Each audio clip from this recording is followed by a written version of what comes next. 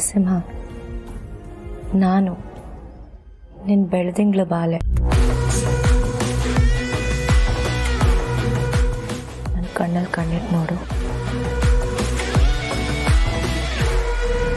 ಹತ್ರ ಬರ್ಬೇಡ.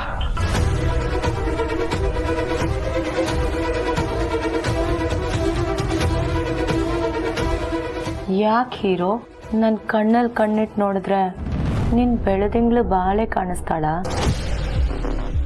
ನಾನೇ ನಿನ್ನ ಬೆಳದಿಂಗ್ಳು ಬಾಲೆ. ಸಾಧ್ಯ ಇಲ್ಲ, ಅವಳು ಯಾವತ್ತೂ ಸತ್ತೋದ್ಲು.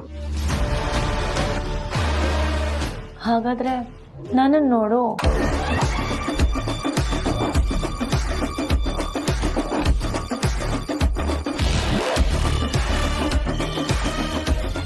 ಸಂದೀಪ, ಬಾರ ಇಲ್ಲಿ. ಏನ್ ಮಗ? ನಾನು ಲವ್ ಮಾಡಿದ ಬೆಳದಿಂಗಳ ಬಾಲೆ ಇವಳು ತಾನೆ? ಹೌದು, ಆದ್ರೆ ನಿಂಗೆ ಅವಾಗ ಗೊತ್ತಿರಲಿಲ್ವಲ್ಲ. ಈಗ ಗೊತ್ತಿದೆಯಲ್ಲ, ಅದಕ್ಕೆ ನೋಡ್ತಾ ಇರು. ಮಗ ಸಾಕ್, ಬಾರೋ ಮನೆಗೆ ಹೋಗೋಣ. ಹೀರೋ, ಮನೆಗೆ ಹೋಗಿ ಏನ್ ಮಾಡ್ತೀಯಾ? ನಾನಲ್ಲ, ನೀನು ಮನೆಗೆ ಹೋಗಂತಿರೋದು. ಇನ್ನೂ ಚಾಲೆಂಜ್ ಮುಗ್ದಿಲ್ಲ ಸಂದೀಪ. ಬೇಜಾನ್ ಎಣ್ಣೆ ಇದೆ, ನೀನು ಬೇಕಾದ್ರೆ ಕುಡಿ. ನನಗೆ ಬೇಡ ಗುರು, ನೀನು ಕುಡಿ. ಇವಳು ನಾನೇ ಬೆಳದಿಂಗಳ ಬಾಲೆ ಅಂತ ಸುಳ್ಳು ಹೇಳಿದ್ಲು. ಆ ಹೆಸರಲ್ಲಿ ನನಗೆ ಮೋಸ ಮಾಡಿದ್ಲು. ಇಷ್ಟೆಲ್ಲ ಮಾಡಿದ್ರು ಇವಳೇ ಅವಳೇ ಇವಳು ತಾನೇ? ಮಗ ಕನ್ಫ್ಯೂಸ್ ಮಾಡ್ಬೇಡು. ನನ್ನ ಭಾವನೆಗಳನ್ನ ಹಂಚ್ಕೊಂಡಿದ್ದು, ನನ್ನ ಮನ್ಸು ಕೊಟ್ಟಿದ್ದು ಇವಳಿಗೆ ಅಲ್ವಾ? Correct Narasimha, you are right. ನೀನಷ್ಟೇ ಅಲ್ಲ, ನಿನ್ನ ಭಾವನೆಗಳಿಗೆ ನಾನು ಸ್ಪಂದಿಸಿದ್ದೀನಿ. ನಿನಗೆ ದುಃಖ ಆದಾಗ ನಾನು ನಿನಗೆ ಸಮಾಧಾನ ಮಾಡಿದ್ದೀನಿ.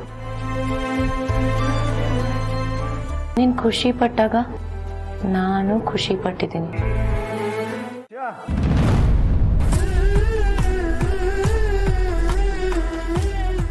ನೋಡಕ್ ಒಳ್ಳೆ ಫಾರಂ ಕೋಳಿ ಥರ ಇದೆಯಾ? ಏನೇ ತಿಂತೀಯಾ? Diet food. ಅದಕ್ಕೆ ಹಿಂಗೆ ಫಿಟ್ ಆ್ಯಂಡ್ ಫೈನ್ ಆಗಿದೆಯಾ?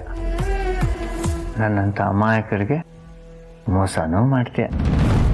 ನಾನು ಮೋಸ ಮಾಡಿಲ್ಲ. ಮತ್ತೆ ಯಾಕೆ ಬೆಳದಿಂಗಳ ಬಾಲೆ ಥರ ಫೋನ್ ಮಾಡಿ ಪ್ರೀತಿ ಮಾಡುವ ನಾಟಕ ಮಾಡಿದೆ?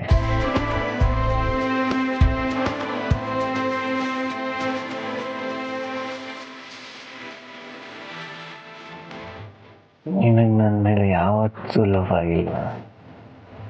ಆ ಫೀಲಿಂಗ್ ನಿನಗೆ ಕಾಡಲೇ ಇಲ್ಲ.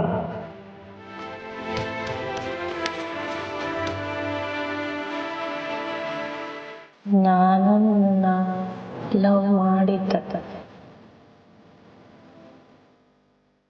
ಮನ್ಸಾರೆ ಪ್ರೀತಿಸಿದ್ದೆ.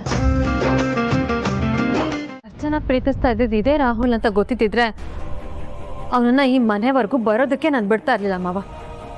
ನಿಮ್ಮ ಗಮನಕ್ಕೆ ತಂದ್ಬಿಡ್ತಾ ಇದ್ದೆ. ಆದ್ರೆ ಅರ್ಚನಾ ಬೇರೆ ಯಾವುದೋ ರಾಹುಲ್ನ ಪ್ರೀತಿಸ್ತಾ ಇದ್ದಾಳೆ ಅಂತ ಅನ್ಕೊಂಡು ನಮ್ಮ ಅರ್ಚನಾ ಮದುವೆ ಆಗ್ತಾಳಲ್ಲ ಅಂತ ಖುಷಿ ಪಟ್ಟೆ.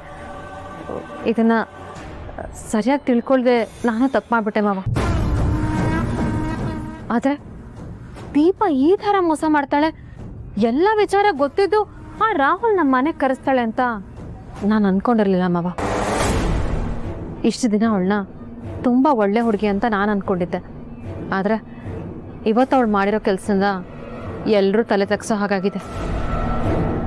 ಮೊದಲು ಆ ರಾಹುಲ್ನ ನೋಡಿದ ತಕ್ಷಣ ನನಗೆ ತುಂಬ ಕೋಪ ಬಂತು ಮಾವ.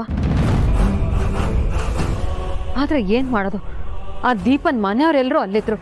ಮತ್ತೆ ನಮ್ಮ ಅರ್ಚನನ್ಗೋಸ್ಕರ ನಾನು ಸುಮ್ಮನೆ ಇರಲೇಬೇಕಾಯ್ತು.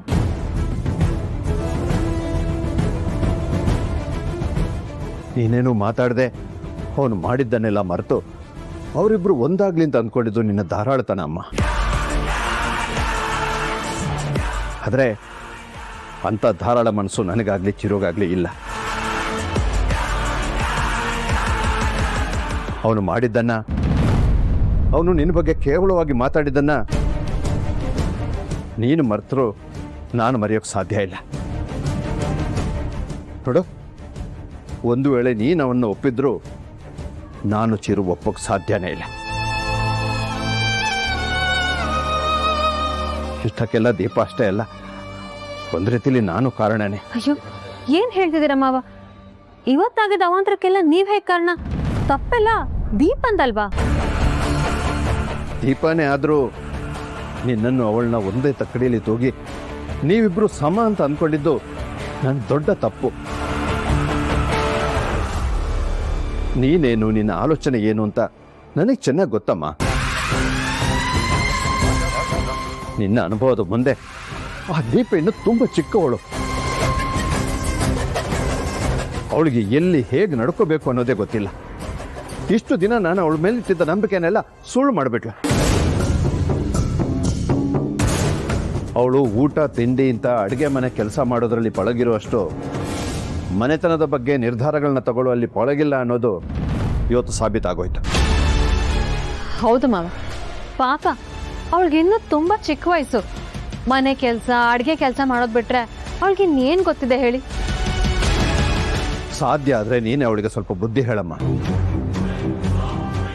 ಈ ಮನೆಯಲ್ಲಿ ಯಾವುದೇ ನಿರ್ಧಾರಗಳನ್ನ ತಗೊಳ್ಳೋಕೆ ಮುಂಚೆ ನಿನ್ನ ಅಭಿಪ್ರಾಯನ ತಿಳ್ಕೋಬೇಕು ಅನ್ನೋದನ್ನು ಅವಳಿಗೆ ಮನವರಿಕೆ ಮಾಡು.